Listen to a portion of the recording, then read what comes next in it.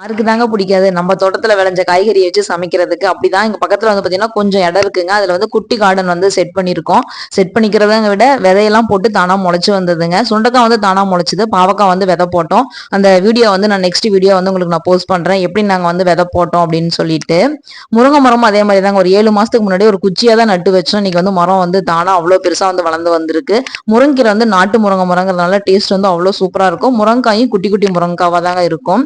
இந்த சுண்டக்காய் வந்து பார்த்தீங்கன்னா ஒன்றா ரெண்டா தட்டிட்டு சின்ன வெங்காயம், பூண்டு, தக்காளி, தேங்காய், குழம்பு மிளகாத்தூள், மல்லித்தூள், மிளகாத்தூள், கொஞ்சமாக மஞ்சத்தூள் போட்டுட்டு நல்லா எண்ணெயில் வதங்கினதுக்கு அப்புறம் மிக்சியில் அரைச்சு எண்ணெய் ஊற்றி கடுகு, வெந்தயம், கருவேப்பிலை போட்டுட்டுங்க இந்த சுண்டைக்காயை வந்து போட்டுட்டு நல்லா எண்ணெயிலே கொஞ்சம் நல்லா வதங்கினதுக்கு அப்புறம் அரைச்சி வச்ச மசாலா ஆட் பண்ணிட்டு நல்லா கொதிச்சதுக்கு அப்புறம் புளி வந்து கரைச்சி ஊற்றினோம்னா டேஸ்ட் வந்து சூப்பராக இருக்கும். முருங்கைக்கீரைக்கு வந்து சின்ன வெங்காயம் ஆட் பண்ணால் நல்லா இருக்குங்க. உண்மையாகவே சுண்டக்காய் குழம்புக்கும் முருங்கைக்கீரைக்கும் டேஸ்ட் வந்து அவ்வளோ சூப்பராக இருந்துச்சு. கண்டிப்பாக இதே மெத்தடில் நீங்களும் ட்ரை பண்ணி பாருங்க.